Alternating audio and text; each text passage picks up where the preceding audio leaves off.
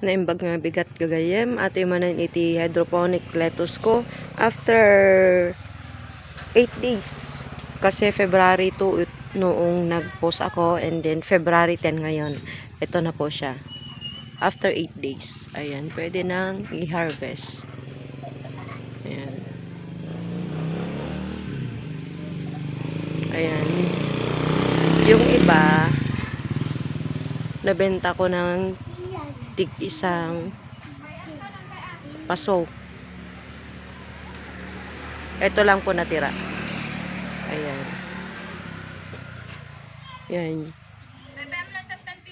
Ito, yung walang nakasabit na, nabenta ko na yan. Ayan, wala nang laman yung iba. Ayan, for sale na ngayon mga gagayem.